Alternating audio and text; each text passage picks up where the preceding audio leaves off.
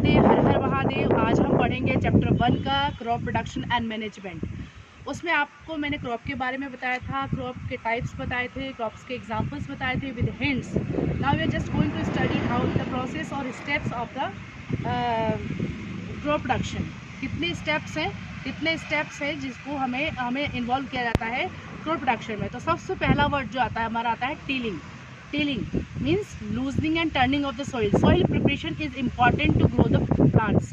किसी भी क्रॉप को लगाने के लिए पहले सॉइल को प्रिपेयर करना पड़ता है, क्योंकि सॉइल हार्ड होती है, टफ होती है, तो उसमें आपका सॉइल एयर नहीं जा पाता है, वाटर पेनिट्रेट नहीं कर पाता है, माइक्रो ऑर्गेनिज्म जो बेनिफिशियल्स होते हैं, जो अंडर द ग्राउंड्स होते हैं, they are not able to come on the upper layer. So it is very important to loose and break करना। इसको प्रोसेस को बोलते हैं टीलिंग। सो आप देख सकते हैं यहाँ पर सॉइल को टीलिंग में आप आके देखेंगे क्या ये वो दिख रहा है।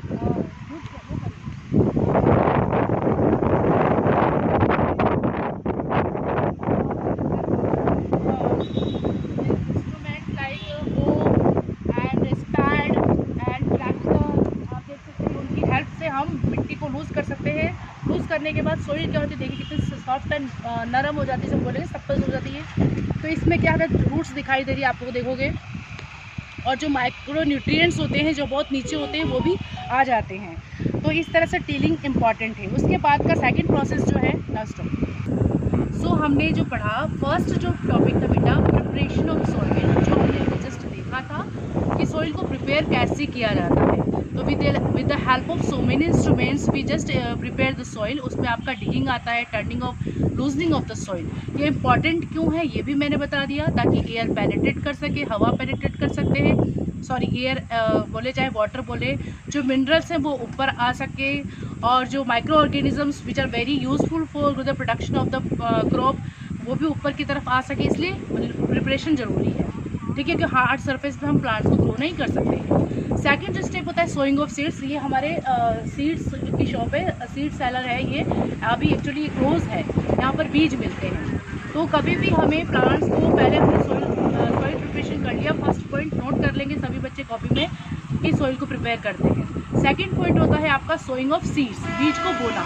तो बीज को बोने के लिए सबसे पहले हमें बीज परचेज करना पड़ता है, या हमने बीज अगर पुराने रखे हुए हैं अपने पहले वाले प्लांट से, तो उन बीज को में से बीज का सिलेक्शन बहुत ज़रूरी है। तो बीज का सिलेक्शन कैसे करेंगे वो मैं आपको बता दूंगी थोड़ी देर बाद। कि सबसे पहले जो सीड लेते हैं, नॉर्मली क्या किया जाता है, सीड को वॉश कर लेंगे, अच्छे से सुखा लेंगे, टेस्ट करने के लिए कि बीज सही है नहीं। हम उनको एक कंटेनर में वाटर लेकर के डाल देते हैं। दो seeds which are very heavy and which are very junk seed जो होते हैं, ख़राब होते हैं, स्पॉइल्ड हो चुके हैं, क्रैक हो चुके हैं, they will start floating on the surface of the water. वो सरफेस में तैरने लग जाएंगे, वो सीड्स ख़राब होते हैं, उनको हम निकाल देंगे। और जो सिंक हो जाते हैं, नीचे की तरफ बैठ जाते हैं, वो अच्छे हेल्दी सीड्स होते हैं। तो हम इस तरह से सीड का सिलेक्शन करेंगे। तो ये हमारा सेकेंड प्रोसेस था, सोइंग ऑफ सीड्स। अब हम जाएंगे थर्ड स्टेप पर। स्टॉप। तो बच्चों प्रिपरेशन ऑफ सॉइल, जो देखो आप प्रिपरेशन हो चुकी है सॉइल की अच्छे से, आप देख सकते हो यहाँ पर क्या हुआ, प्लगिंग की गई, हल से, कल्टीवेटर से, मशीन से, टेक्नोलॉजी चाहे आप बोलेंगे, और ट्रेडिशनल मेथड से कर रहे हैं, ठीक है। और इसका दूसरा था हमारा sowing of seeds. Sowing of seeds मैंने आपको सीड सिलेक्शन, सीड को हम हेल्दी सीड को कैसे सिलेक्ट करते हैं, आप सभी को मैंने प्रोसेस बता दिया है।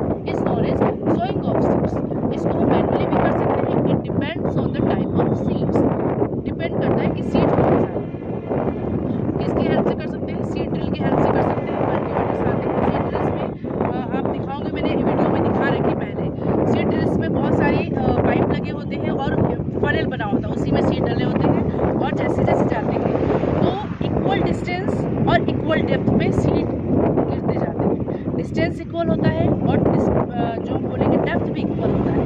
इससे क्या फ़ायदा है रखने से? इससे ये फ़ायदा है कि कंपटीशन नहीं होता है। अगर एक ही साथ बहुत सारे सीड्स को हम एक जगह डाल देंगे तो ग्रो नहीं करेंगे, because there will be the competition for air, light, minerals and whatever the things they need. So यहाँ पर डिस्टेंस और डेप्थ का बहुत ध्यान रखना पड़ता है, जो कि हम मॉडर्न मेथड से रख सकते हैं। तो हमारा ये दूसरा स्टेप कंप्लीट हुआ, sowing of seeds. Now we will reach to the third point. आगे हम थर्ड पॉइंट को बढ़ेंगे।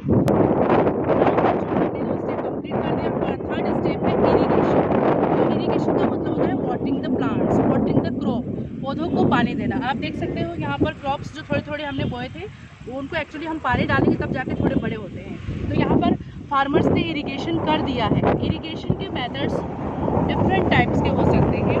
इरिगेशन किसको बोलते हैं? पौधों को पानी देना, क्रॉप को पानी देना। और ये डिपेंड करता है 3 फैक्टर पे। जो मैं बोल रही हूँ आप उसे नोट कर सकते हैं वीडियो स्टॉप। कौन सा है? क्रॉप टू क्रॉप, कैसी फसल है उसके अकॉर्डिंग पानी देना। उसके बाद होता है टाइम टू टाइम, किस समय हमको देना है वो आपका हो गया। और सोइल टू सोइल, मिट्टी पे भी डिपेंड करता है हम किस तरह की मिट्टी है उसके अकॉर्डिंग हमको पानी देना होता है। ऐसा नहीं कि बारिश के टाइम आप जाके इरिगेशन करेंगे। तो सॉइल पे डिपेंड करता है, क्रॉप पे डिपेंड करता है, और आपका टाइम कैसा है, सीजन टू सीजन। तो हम कहेंगे सीजन टू सीजन 3 फैक्टर्स पे डिपेंड करता है इरिगेशन। इरिगेशन कई तरीके से किया जा सकता है। ट्यूबवेल से किए जाते हैं,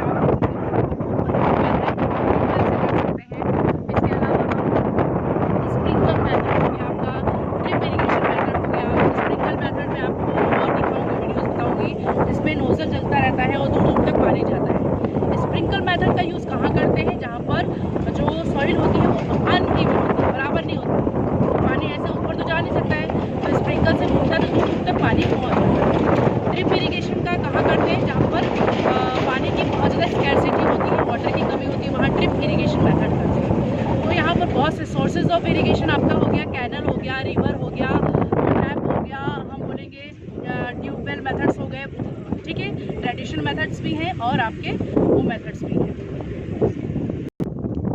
अब हमारी क्रॉप जो है आप देखोगे बेटा, क्रॉप डेवलप हो गई है, बड़ी हो गई है क्रॉप, अच्छा लग रहा है। हमारी क्रॉप ग्रो हो गई, दिखाई दे रहा है आपको। तो इस क्रॉप पे हमको क्या करना पड़ेगा? इस पे फर्टिलाइजर्स, आप इधर रहिए पास में, हमको इसको अच्छे से हेल्दी ग्रोथ देने के लिए कुछ चीज़ों का यूज़ करना पड़ता है। पहला होता है फर्टिलाइज़र और दूसरा होता है ऑर्गेनिक कंपोस्ट। ऑर्गेनिक कंपोस्ट आप देख सकते हैं वो है जो पौधों के लिए बहुत फ़ायदेमंद है, जो खेत में ही बनता है। इसमें किसी भी तरह का फैक्ट्री वेस्ट केमिकल यूज़ नहीं होता है। इसमें बहुत सारा ह्यूमस होता है, ठीक है, और ये प्लांट्स के लिए बहुत हेल्दी होता है। इसकी वाटर रिटेन कैपेसिटी बहुत ज़्यादा होती है, तो हम ये डाल सकते हैं।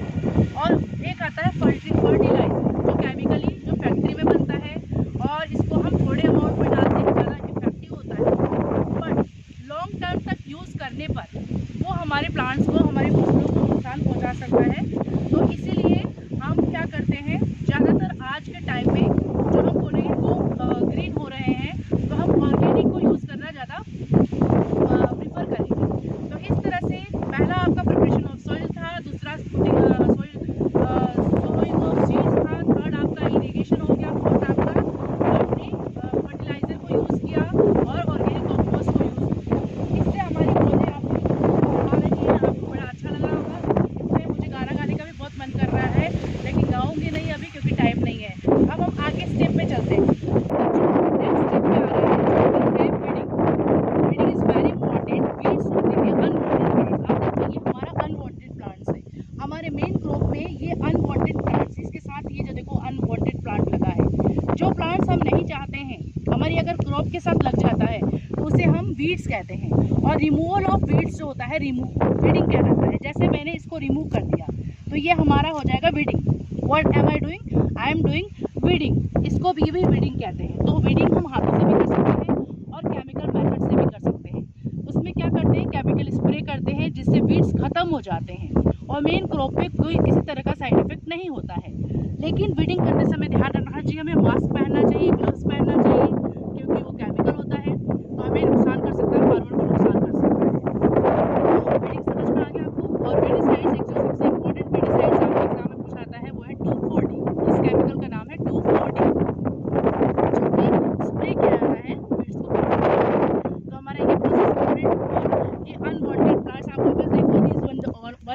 Unwanted plant. ऐसे अगर इसमें जाएंगे तो बहुत सारे, आप आगे आइए मेरे साथ, ये जब बड़े होंगे थोड़े से तो आप इसमें देखेंगे ये कंपटीशन करते हैं। ये सारे अनवांटेड प्लांट्स हैं।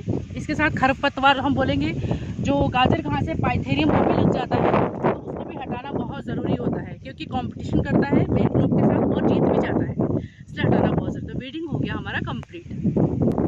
बच्चों अभी हमने पढ़ा था कि हमें इरिगेशन के बाद जो है प्लांट्स को सेफ्टी के लिए हम कुछ केमिकल्स यूज़ करते हैं जिनको हम फर्टिलाइजर्स बोलते हैं। लेकिन जो फर्टिलाइजर्स केमिकल होता है जो फैक्ट्रीज में बनता है बहुत हार्मफुल होता है, प्लांट्स उसको यूज़ कर लेते हैं तो खत्म हो जाते हैं। तो यहाँ पर कुछ एक्सेस अमाउंट, आप देखो यहाँ पर एक्सेस अमाउंट में फर्टिलाइजर यूज़ किया गया है, जिससे मेन क्रॉप प्लांट्स खत्म हो गई, डिस्ट्रॉय हो गई है। इसके इफेक्ट को कम करने के लिए वहाँ पर वापस से पानी डाला गया है। तो इसीलिए हम बोलते हैं कि आप ऑर्गेनिक जो बोलते हैं कंपोस्ट उसको यूज़ करें, जो हमारे लिए बहुत फायदेमंद है। देखो थोड़ा सा फन भी करते हैं, मज़े भी करते हैं, एंजॉय करते हैं। ये पानी देखो यहाँ से खेती वाले जो फार्मर्स होते हैं यहाँ से पानी छोड़ते हैं इस चैनल से, ये आपका जो यहाँ से पानी जाता है और इरिगेशन के लिए यूज़फुल होता है। देखिए बड़ा मज़ा आ रहा है, मौसम बहुत